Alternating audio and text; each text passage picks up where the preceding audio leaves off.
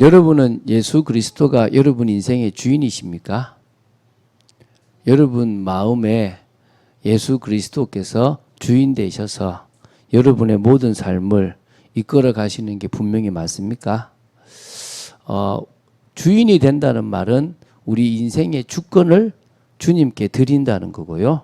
우리 인생 전체를 주님께 맡기고 주님의 말씀을 따라 주님이 행하시는 그 모든 것들이 가장 선하다고 믿고 나아가는 것이 주님이 주인 된다는 거예요. 근데 이게 참 쉬울 수도 있고 어려울 수도 있습니다. 제가 아는 사람들 중에서 이런 사람들이 있어요. 눈을 감고 이렇게 나를 따라서 오라, 시키는 대로 해라, 발을 해라 그러면 쉽게 따라하는 사람이 있고 절대 못하는 사람이 있어요. 제가 아는 사람 중에서 그걸 못하는 사람이 있더라고요.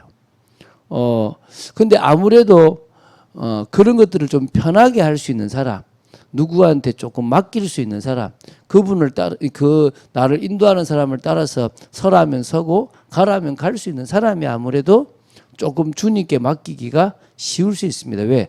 눈을 감고 나면 아무것도 안 보이잖아요. 거기다가 이상한 소리 나면 더 미칠 거 아닙니까?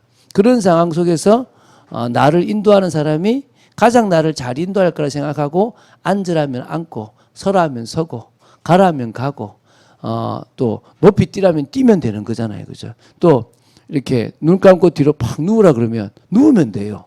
근데 그게 사실은 안 보고 혹시 없으면 어떻게 하지? 이런 불안감 때문에 참 쉽지 않은 인생인 거예요. 그래서 참 맡긴다는 게 어렵다 생각이 들고요. 또 두 번째, 많은 사람들이 어떤 상태냐면 자신이 지금 주도하는 삶인지 주님이 이끄시는 삶인지 구분을 잘 못하고 있어요. 자신은 주님이 이끄신다고 생각을 하는데 그 중심에 자신이 있을 때가 꽤 많다는 거예요. 자기 자신이 주인이 되고 자기 자신의 방식대로 이끌어 가는데 그것을 잘 생각하지 못하고 그냥 주님이 이끌어 가시겠지라고 막연하게 생각하고 난 주님 믿어라고 하면서 살아가는 사람들이 꽤 있다는 거예요. 그런데 신앙생활은 이 그리스도가 주인 되어야 제대로 돼요. 그러니까 구원받는 것은 예수님을 구세주로 믿으면 구원을 받아요. 그렇죠, 그죠? 바로 그때 죽으면 천국 갈 수 있겠죠, 그죠? 그런데 자신이 신앙생활을 해 나가고 뭐 10년이든 20년이든 30년이든 인생을 살아가려고 한다면 예수 그리스도가 자기 인생의 주인이 돼야 돼요. 맡겨야 되는 거죠. 내 인생이라고 생각하지 말고요. 그분의 인생이 돼야 돼요. 제가 아는 사람이 그러더라고요. 어떤 사람이 내 인생을 망쳤다 이런 표현을 써요. 근데 제가 그 얘기를 듣는 순간에 좀 충격이 됐어요. 같이 훈련을 오랫도록 받은 사람인데 그럼 이 친구한테는 아직도 자기 인생이란 말인가? 이 친구는 아직도 자기 기준에 따라서 뭔가를 생각하고 있는가? 어떤 의미에서요. 모태신앙이나 어릴 때부터 예수님을 믿었던 사람들은 쉽지 않아요. 저는 경험이 있잖아요. 그러니까 아주 힘든 상황 속에서 성령의 은혜의 체험이라고 하는 경험이 있으니까 훨씬 주님이 주인 되는 게 쉬워요. 왜? 내 마음속에 평안이 있어 봤으니까. 그렇게 고난을 당하고 그렇게 괴로워하다가 그 모든 것을 맡기고 평안함을 얻어 봤으니까 그 주님께 맡긴다는 기준이 다시 그때 주셨던 평안함이 있는가 없는가가 되니까 생각보다 쉬워요. 그런데 우리 아이들을 보면 그냥 어릴 때부터 교회를 다녔고 교회 다니면서도 늘 답답하고 힘들었기 때문에 그리스도가 주인 된다는 게 참 어려울 수 있다는 거예요.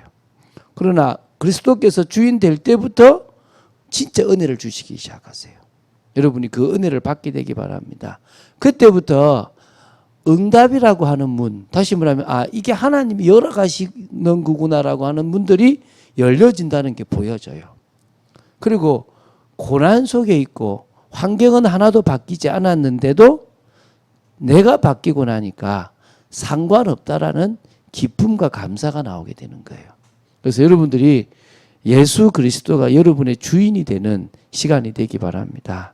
오늘 왜 이야기를 하냐면 하나님의 은혜, 이 성령의 역사로 예수 그리스도가 자신들의 주인이 된 사람들이 12명의 제자들이라는 거예요. 우리가 지난번에 저하고 같이 예수님이 선택하신 12제자에 대해서 나누었습니다. 그 제자들이 자신들의 생각 속에 있었고 자신들의 그 체질 속에 있었지만 성령의 역사로 예수 그리스도가 주인된 인생을 살아갔어요. 물론 중간에 넘어지기도 하고 잘못 생각하기도 한 부분들도 있지만 그 성령의 역사를 따라서 순교까지 하는 일까지 걸어간 거죠.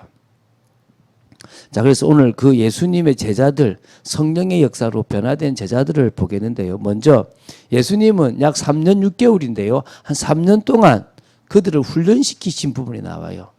예수님이 훈련시키신 부분이 한 8가지 정도가 된다고 이제 책에 이렇게 기록이 되어 있는 부분, 그러니까 이 책 말고 어떤 분이 정리를 했는데요. 자, 한번 그걸 쭉 보면은 첫 번째가 뭐냐면 선택이에요. 우리 지난번에 봤죠. 마태복음 4장 19절, 19절에 있듯이 예수님께서는 제자들을 선택하셨어요. 당신이 원하시는 제자를 불렀다고 마가복음 3장 13절에 나와요. 당신이 원하시고 당신이 선택하신 제자들을 부르는데 왜 이들을 선택했냐? 당신이 승천하신 이후 재림할 때까지 주님의 그 명령을 계속해서 전달해서 그럴 수 있는 사람을 찾은 거예요. 너무 똑똑한 사람도 아니고 너무 고집센 사람도 아니고 하나님이 택하여 그리스도를 주인으로 모시고 살아갈 수 있는 사람들을 택하셨다고 보면 되겠죠.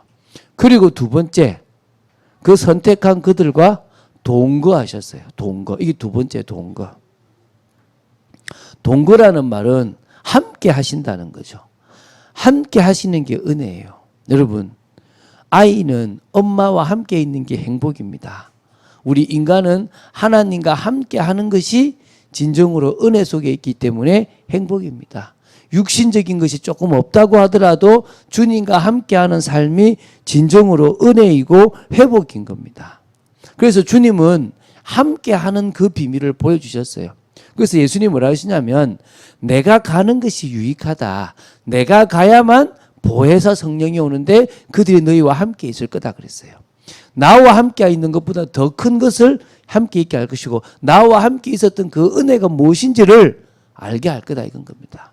그래서요, 예수님의 두 번째 훈련 방법은 같이 함께 합숙하시고 같이 함께 동거하시고 같이 함께 사셨던 것입니다.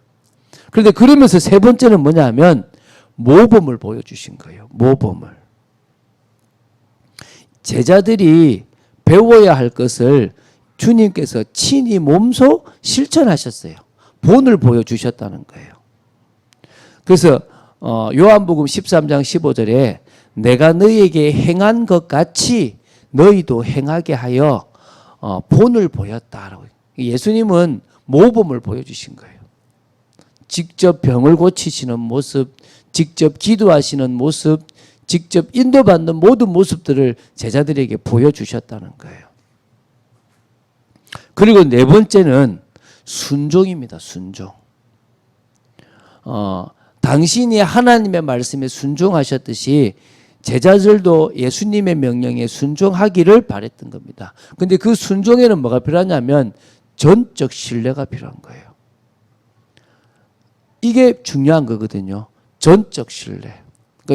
제가 뭐 이렇게 누린다라고 하는 게 사실 육신적으로 누리는 건 아니에요. 육신적으로는 힘들어요. 저는 가만히 있으면 이 목이 잘 안 돌아와요. 지금 또 도라지를 또 좀 먹어야 되겠구나 이 생각이 드는데 그 정도로 말을 많이 해요. 어제도 제가 오전에 줌으로 두 사람, 그러니까 두 팀하고 강의를 하고 12시에 누구를 만나러 가서 오랜만에 거의 한 10년 만에 누구를 만나고 와서 2시 반에 또 청년 한 명을 만나고 그리고 4시 반에 또 줌으로 또 성경 공부를 하고 그리고 밤 9시에 또 청년 한 명하고 줌으로 공부를 하고 제 메시지를 다 중간중간에 준비를 했어요. 뭐 얼마나 제가 몇 개를 한 겁니까? 제가 어제만 해도. 평일에도 많은데 어제도 그런 거예요. 그래서 제가 상당히 힘들더라고요. 그러니까 체력적으로도 힘들고 또 여러 가지로 어렵더라고요. 그런데 제가 뭐가 있느냐 그러면 내가 주의 일을 하면 주님이 내 일을 하신다는 게 제가 믿어지는 거예요. 그러니까 뭐 하게 되냐 그러면 그분이 나한테 맡기시는 일에 대해서 제가 뭐 하느냐? 순종하게 되는 거예요. 그 제자절도 그런 겁니다. 주님이 나에게 맡기신 일은 환경이 되고 안 되고 상관없이 내가 할 수 있는 일이다. 그래서 나한테 맡기신 거다. 나는 그 말씀을 따라가면 된다. 이게 순종이라는 거예요. 그 순종을 해보니까 처음에는 어려운데 2번, 3번을 해보다 보면 다른 기쁨이 있어요. 어제 사실은 12시에 만난 분은 한 10년 전에 제가 조금 도왔던 분이에요. 근데 참 희한하죠. 그때 이제 좀 어려움 당하고 또 아픈 가운데 제가 이렇게 돕게 되었는데, 이제 이분이 저 뭐 이렇게 그 충청도 이렇게 좀 경상도 충청도 그쯤에 이렇게 뭔가 이렇게 공연을 하러 갔다가 못 하고 거기서 이제 어느 교회를 들르게 된 카페를 들르게 됐는데 그 옆에 뭐 교회도 있고 해서 쭉 보는데 거기서 이제 어느 이제 그 교회가 있어서 한번 예배를 참석하게 된 거예요. 참석하게 됐는데 그 예배를 참석하는 중에 이제 그런 앞에서 누가 그런 얘기를 하더래요. 콩팥이 우리 막 이걸 얼마고 왜 이걸 그 판매한다면 뭐 간은 얼마고 막 심장은 얼마고 막 이런 얘기를 하면서 여러분 우리가 얼마나 그렇게 귀한 존재인 줄 아십니까? 하나님이 그걸 값없이 주셨다라고 얘기를 했다고 하는 거예요. 근데 갑자기 자기 인생이 주마등처럼 싹 지나가면서 그때 그 목사님이 그때 나를 도와주셨지라고 하면서 예배를 드리는데 자기 제자도 있는데 막 눈물이 막 퐁퐁퐁퐁퐁 나더라는 거예요. 자기도 주책할 정도로 나더라는 거예요. 그래가지고 이제 이제 목사님이 이제 나오시면서 이제 그 성도한테 아니 뭘 그렇게 이렇게 우십니까라고 물으니까 내가 힘들고 아플 때 그때 내가 은혜 받고 하나님 앞에 서고 나를 도와주셨던 그 목사님 생각나서 울었다고 하면서 중요한 거는 그 목사님하고 앞에 두 자가 지금 목사님하고 똑같습니다. 이렇게 이야기.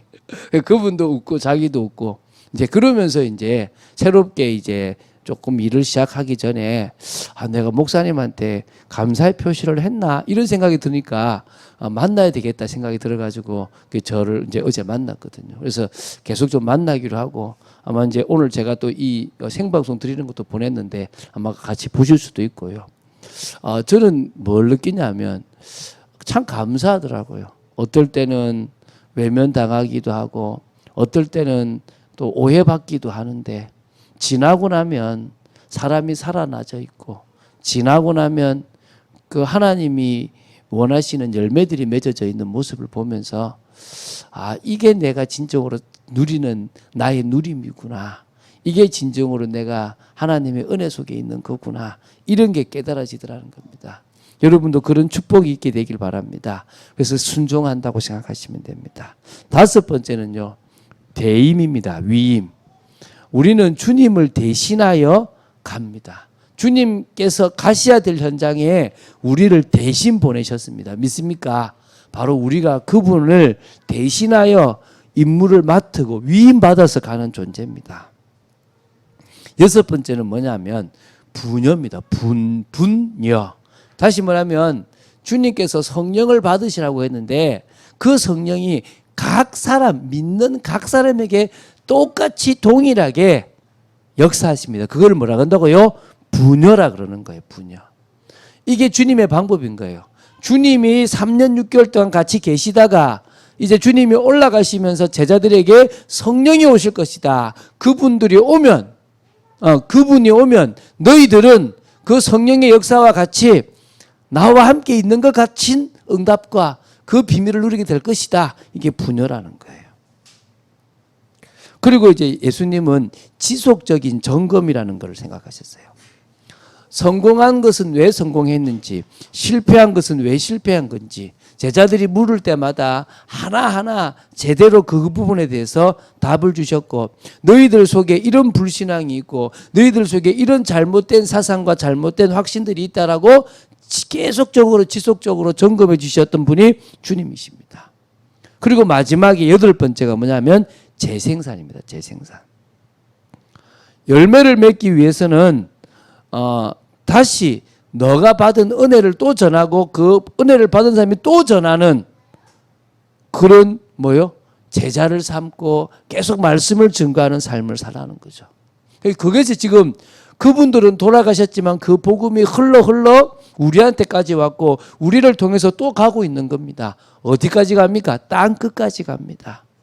땅 끝까지 가는데 땅 끝까지 복음이 전거되고 온 천하 만민에게 복음이 전구되면 주님이 오신다 그랬습니다.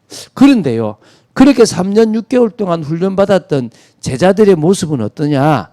4가지의 모습이 있어요. 동기가, 관심이, 또 나약한 부분이, 또 쉽게 포기하는 부분들이 있었던 겁니다. 하나씩 보겠습니다. 그들은요, 나름대로의 동기를 가지고 왔어요. 예수님께 나아가면 예수님으로부터 나는 이런 축복과 이런 것들을 알게 될 거야 라고 하는 나름대로의 동기를 가지고 있었어요. 그게 제자들의 모습이에요. 그러니까 그 제자들 중에 어머님 한 명은 당신의 나라에 거하실 때 우리 한 명은 좌편에 한 명은 우편에 앉게 해달라고 이야기할 정도가 되었다는 거예요. 그 동기가 다른 데 있으니까 나름대로 동기를 가지니까 관심이 다 다른 데 있겠죠. 더 좋은 자리에 누가 최고인가. 그래서 저 사람이 막 최고거나 아니면은 어느 엄마가 와서 치맛바람을 일으키면 막 분노하고 시기하고 질투하는 그런 관심들, 물질에 관심이 있고 자리에 관심이 있고 세상적인 것에 관심이 있고 또 육신적인 메시아, 왕으로서의 메시아를 바라보지 진짜 성령께서 이 땅에 예수님께서 메시아로 오신 진짜 이유를 모르는 거죠. 그러다 보니까요, 그들은 나약한 모습이 있습니다. 예수님이 잡히심을 보고 무서워서 다 도망갔어요. 예수님께서 군병들에게 잡힐 그때에 겁이 나서 다 도망갔고요. 베드로는 그래도 용기를 내어서 그 대제사장의 재판장까지 갔는데 거기에 여인의 말에 예수님을 부인하고 마지막에는 저주까지 했어요. 하나같이 다 도망갔어요. 그 정도가 아닙니다. 포기까지 했어요. 포기. 이게 4번째예요. 제자들의 모습은 포기했어요. 예수님이 부활했다는 소식을 들었고 예수님을 바라보기도 했는데 만나기도 했는데 그들은 다 포기하고 다시 뭐 잡으러 갔습니까? 고기 잡으러 갔어요. 다시 자신의 삶으로 돌아가서 뭐 그냥 그렇지라고 다시 돌아가는 거예요. 여러분, 이런 제자들이 뭘 할 수 있겠습니까? 그래서요, 성령의 역사가 필요한 거예요. 저는 많은 사람들이 뭐라 하냐면 목사님 저 못해요, 저 안 돼요 이 소리 많이 해요. 제가 저 군포에 있을 때요, 3번 중심가에 그러니까 그 부근에 사는 분인데 진짜 이렇게 참 착하세요. 그리고 되게 이렇게 뭐라냐면 이렇게 사람들하고 이렇게 관계도 잘 맺으세요. 그리고 되게 전도도 잘하세요. 근데 이분은 뭐라 그러냐 그러면 한결같이 목사님 저 못해요 이러는 거예요.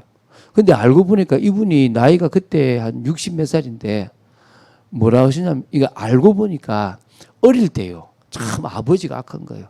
얘를 이 사람을 학교 보낼 나이에 학교 안 보내고 누구 집 파출부로 보낸 거예요.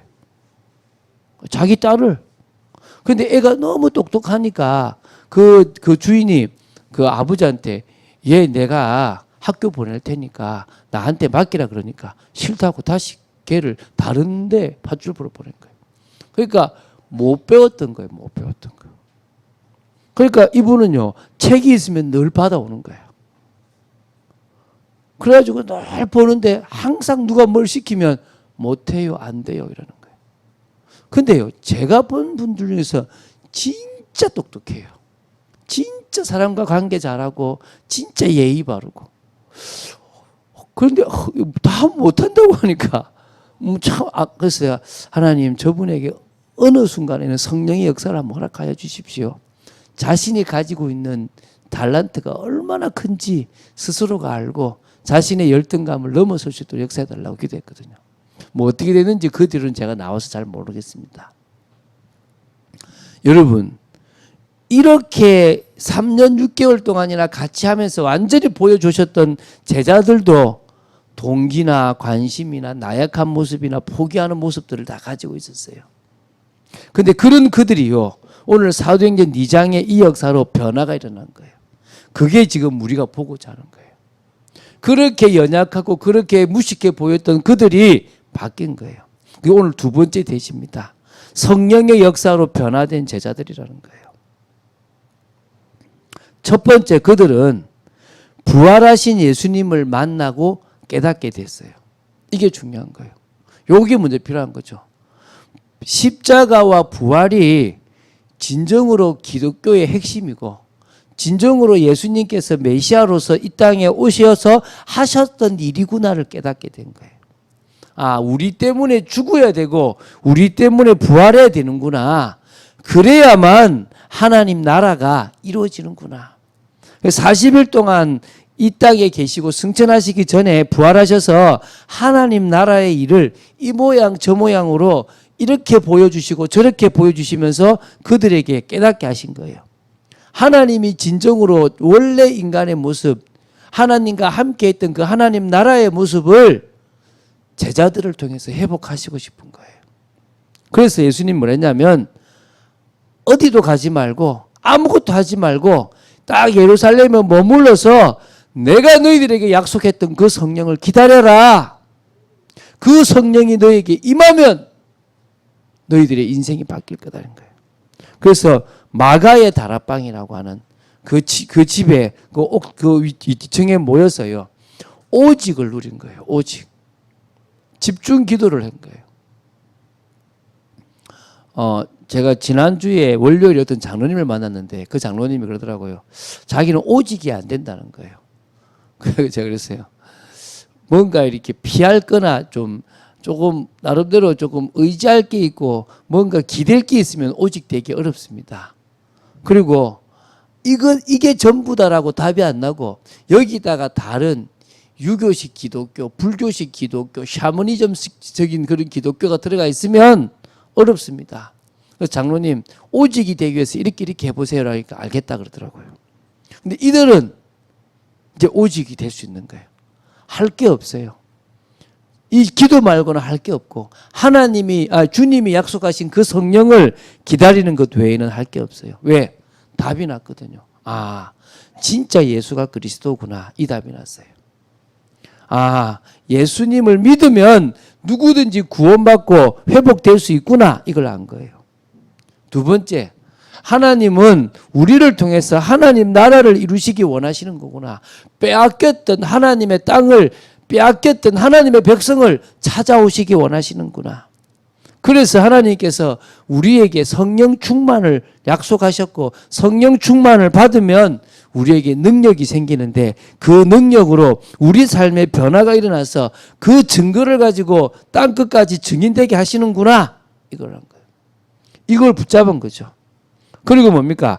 땅끝까지 복음이 증거되어야만 주님께서 재림주로 오시는구나. 그래서 그들은요, 생명 걸고 모여서 언제 임할지 모르는 성령을 기다리며 집중적으로 기도했어요.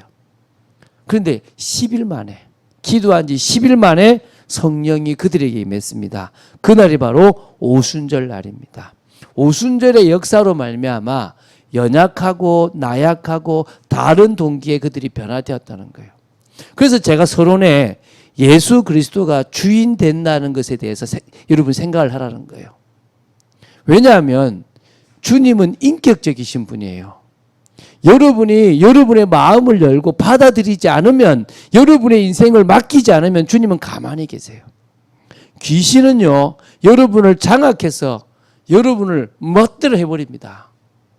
뭐 여러분이 아니죠. 여러분은 귀신으로 역사할 이유가 없으니까, 일반 불신자들을.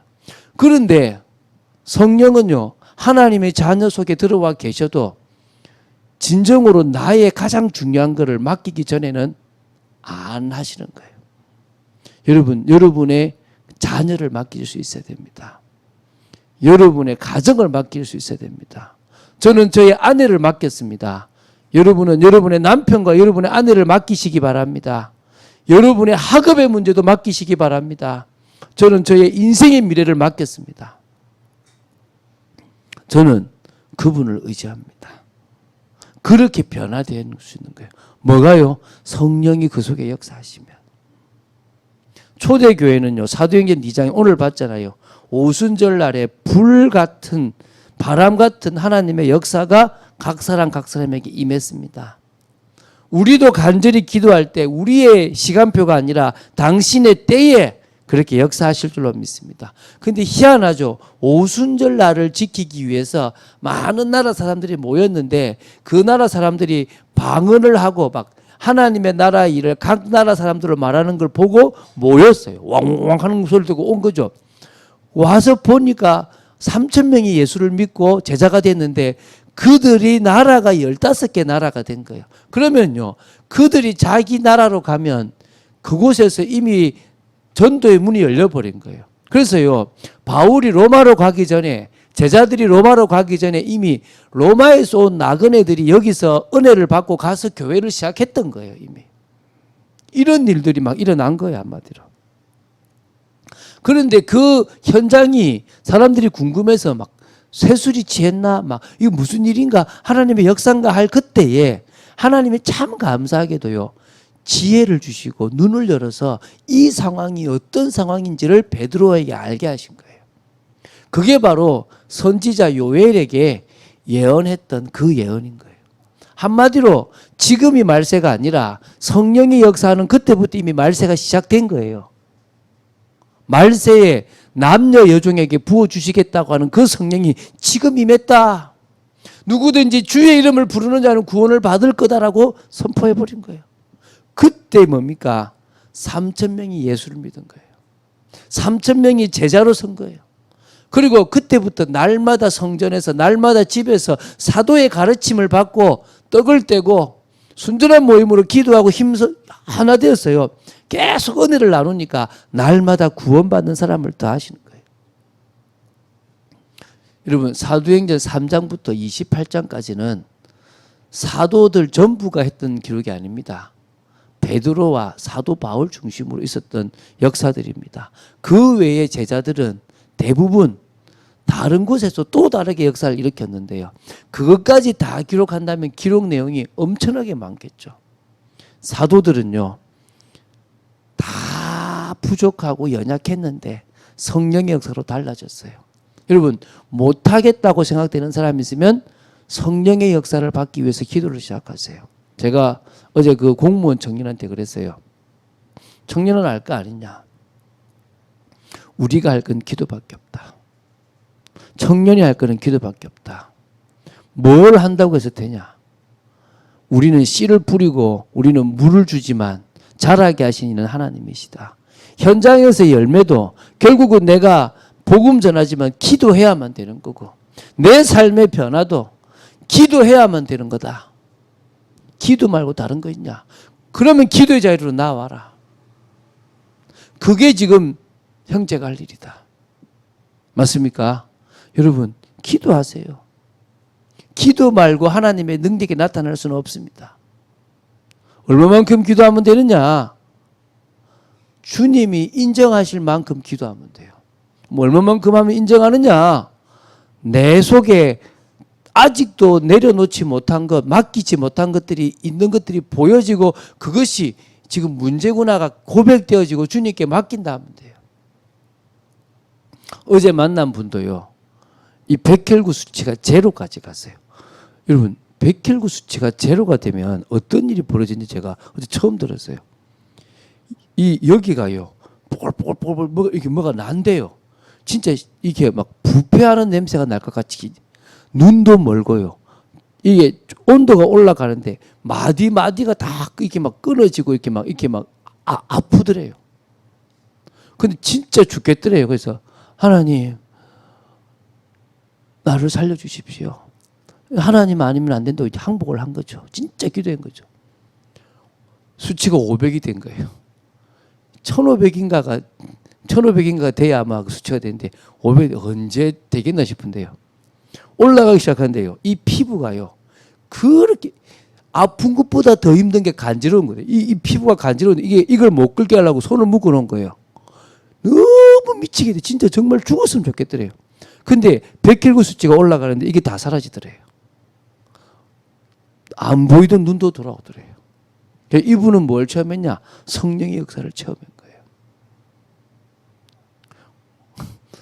죄송합니다. 꼭 그렇게 위험한 상황까지 가시고 성령의 역사 앞에 행복하지 마시고, 뭐 그분은 그래야 되는 사정이 있으니까 했겠죠.